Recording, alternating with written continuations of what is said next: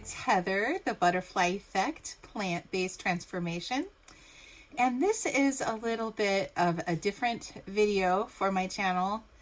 And I want to give just like a trigger warning, I guess, that I'm going to be talking about my spiritual beliefs, specifically my beliefs as a Christian in this video, and my belief in miracles, and that I believe I have experienced a healing miracle. And I realize that might not be your cup of kombucha. So I just want to say, if this is not your kind of video, or if this is not what you come for or want to hear, then I am totally at peace with you skipping this video. But if you're interested, I want to tell you something that happened to me that I think is kind of remarkable in my journey to overcome addictions that I've dealt with my entire life, that I feel like have changed the course of my life, not in a good way. And just what happened. Just simply tell you what happened to me the way I believe it to have happened. So I have had a lifelong struggle with food addiction and have considered myself a compulsive eater from as early as I can remember. One of my very earliest memories is my mom having a candy dish, a cute antique candy dish on the coffee table, and we were going to have guests over, and she put some butterscotch, some of those yellow butterscotch candies that had the yellow cellophane wrappers. I don't know if this is resonating with anyone. And saying I could have one. I think I was probably 5 or under. I don't know how old I was exactly, but she said I could have the first one, and I just couldn't stop myself from going back and having another one, having another one, having another one. And my mom noticed that I was eating all these candies, and like a good mom, she took the candy dish and put it on top of the refrigerator. And I remember my little devious 4 or 5-year-old mind waiting till everybody went to sleep, and then going into the kitchen, using the drawers and the cabinets and the counters to climb onto the top of the refrigerator to get more of those candies. And that would be a pattern for the rest of my life until a little while ago. With significant periods of abstinence. I've always known sugar has been a problem. Sugar was probably more of a problem than any of the other things that I had a problem with. So, and it was definitely like a trigger food. So something might start with sugar, and then I might end up eating other things that are not what I want to eat, like other vegan junk food. But it would generally start with sugar. And when I would crave things, it would oftentimes be sugar. So during the pandemic, one of the things I did was I started training to become a Christian counselor through an organization called Good Samaritan Ministries. And it's a 3 years master's program to be a counselor. And during this time too, I made a commitment to study the Bible in 1 year with my good friend Amy, aka Mrs. Plant in Texas, who has a wonderful blog. If you are a whole food plant-based eater, you might want to check out her blog. I'll link it below. But between those two things, I encountered something that really made an impact on me, and that was a healing miracle that Jesus did. So the healing miracle that I'm thinking of in particular was the epileptic boy miracle. And it's Matthew 17:14 in Matthew. It's also in Mark 9:14, and it's in Luke 9:37. So it was observed by a lot of different people, and basically it was a little boy with epilepsy that Jesus ended up curing. And that made a big impression on me for maybe a weird reason. I consider food addiction to be a brain ailment. It's an imbalance of the brain, right? Like, we know that when you have excesses of sugar, just like when you have anything else that causes too much dopamine to be produced, like drugs, like sex addiction, like shopping addiction, like gambling addiction, anything where an outsized portion of dopamine is released, it causes a down regulation in the dopamine receptors. In other words, the places in the brain that accept all that dopamine, they say, whoa, that's too much dopamine. We don't need that much dopamine. We want everything to stay the same and even keeled. And so we're going to kill off or deregulate some of these dopamine receptors so we don't get so many next time. And that is what causes the phenomena that's called tolerance. Like, the first time I might be happy with one cookie. After that, I need a couple cookies to get the same hit, right? I need all the cookies to get the same hit eventually, right? And so that, to me, it's a brain problem. And they say that once you are a pickle, you can never be a cucumber again.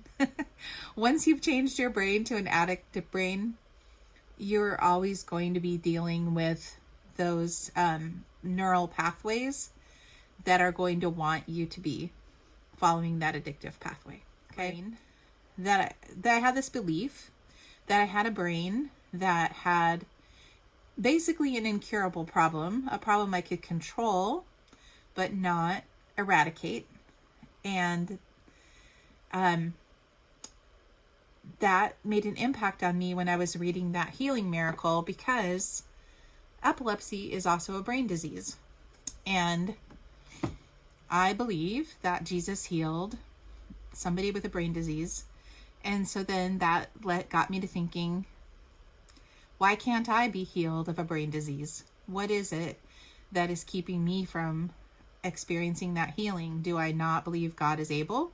No, I do believe God is able. I believe that God does miracles every day. I believe that God can do anything. So it wasn't that. So then I thought, is it just that I believe that I'm not worthy? Bingo, maybe. Or had I just decided this was an incurable thing that was somehow outside of the reach of God? Because I had never heard of anybody being healed of an addiction. And I know that I did attend Overeaters Anonymous meetings many years ago. Didn't find it to be helpful for me. Not saying anything bad about it, but it just wasn't my cup of tea. And one of the steps there, though, is humbly ask God to, or our higher power, however they say it, to remove our defect. And I thought about that too. Like, had I ever asked God to specifically, please heal me of my addiction? And so then that started to be my prayer. I started to say, please help me to not want what I don't want to want. Please help me to only want things that are for my highest good. So basically, set me free of this compulsion. If it's not for me, help me not want it. Help heal my brain. Help me be free of this bondage, because there's no way it hasn't impacted my life. It's no way that it hasn't kept me from being the person that I could have been. It has been a hindrance in my life, and it has kept me from doing all of the good I could have done in the world, and the person I could have been in the world, and the way that I want to show up for people. I feel like so much of my life has been consumed by thinking about what I weigh and what I want to eat and what I don't want myself to eat, and resisting temptation, and just all the things that I have wasted time on, or have spent my precious hours and days and years and months of my life dealing with when I could have been loving God's people, when I could have been focusing on other things that would have made me a better servant, would have helped me to love others as I have been loved, and forgive others, and be a servant and have a servant's heart. And so I just feel like this is something that maybe I decided was beneath God's concern. Like, he wouldn't care about healing me when there's so many other things that are huge priority. Or, maybe it was selfish, or maybe it was vain. And I came to believe that that's not true, that God needs me to be healthy and happy, to be able to fulfill my mission to help people. And, the Great Commission, love others as I have loved you, serve each other. So basically, I started praying that prayer. I started praying, please heal me. Please heal my brain. I believe you can. I believe you want to.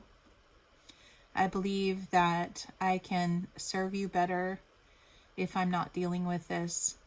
And please help me. Please help me. And I've just prayed that in earnest. Around early May, I started to notice that I would not want sweets. So a couple times I was exposed to sweets, and I just didn't want it. Wasn't that I was trying to be especially good that day, or, I'm always trying to resist it. But I just found that I was resisting it without any effort. It was just easy. So I had procured some sweets, some very not good things for me. And I had a whole bag of them because I was planning on a nice binge, apparently. But by the time the groceries got delivered, I didn't want it.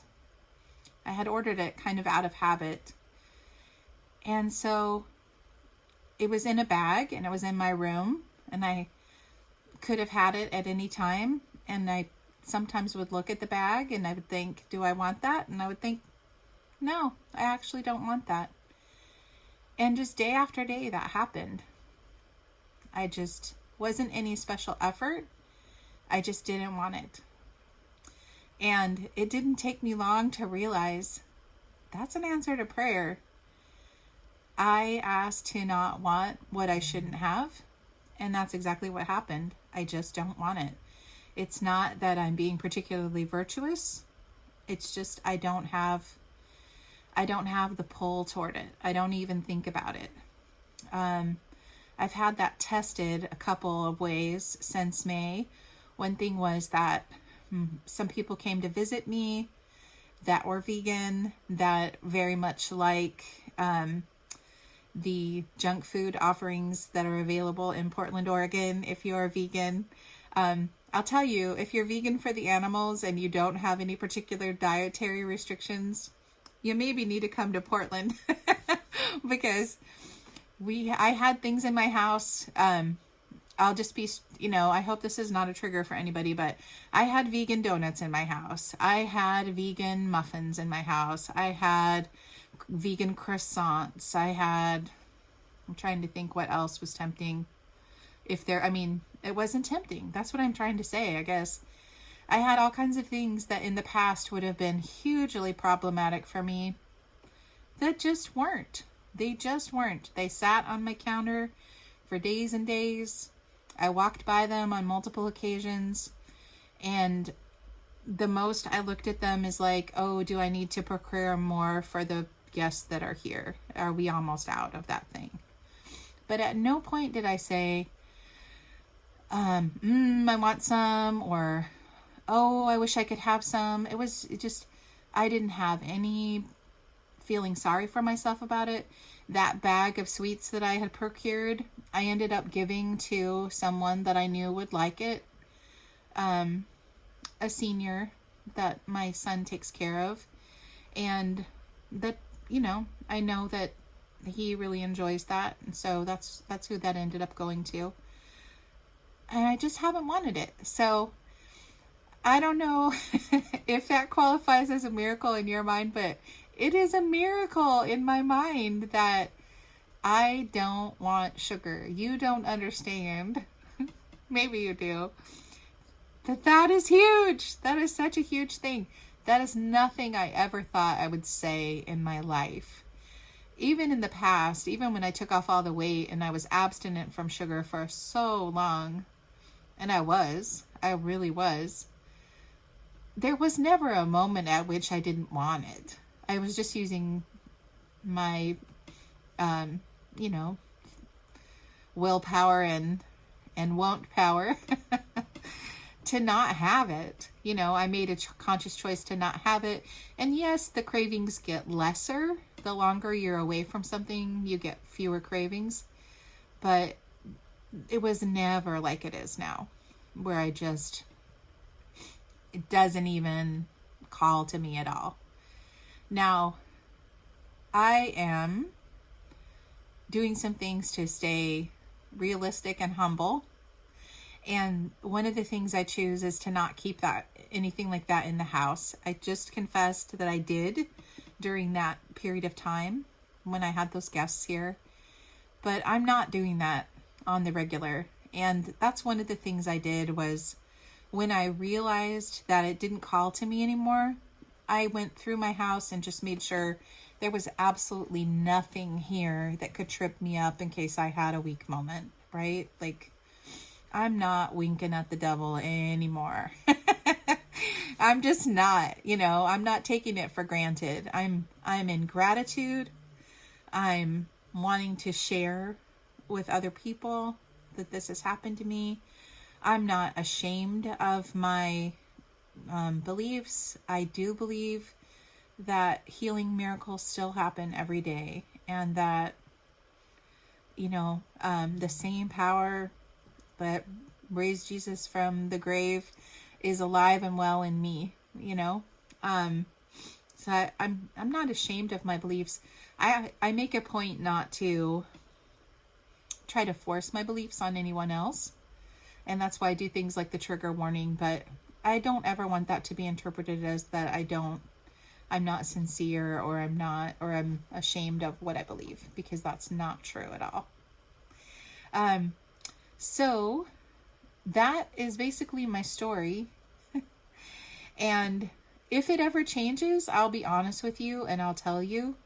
But as of May 2022, and I don't remember what day it was in May, but that's fine with me. I have also given up the need to be perfect about things. So just so as you know, I'm going to make a future video about that. But since May of 2022, I just haven't wanted it. I just haven't wanted sugar. I consider it a huge miracle.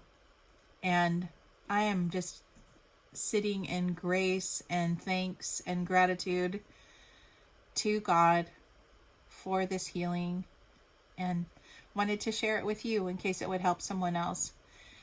I want to say, if you are a person with a strong faith belief, have you ever done that? Have you ever prayed that prayer? Have you suffered all these years like I did without ever asking, Lord, would you please take this away from me?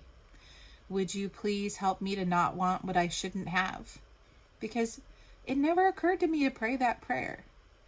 And, they say a lot of things are incurable that I have not found to be true.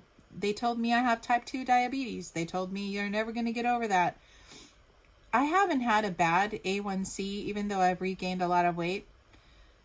I've had so many health conditions that were supposed to be permanent that have healed from this way of eating, this way of life. I don't know that our bodies aren't capable of way more than we give them credit for. So I'm just grateful for my miracle. You can take it or leave it. You don't have to believe me.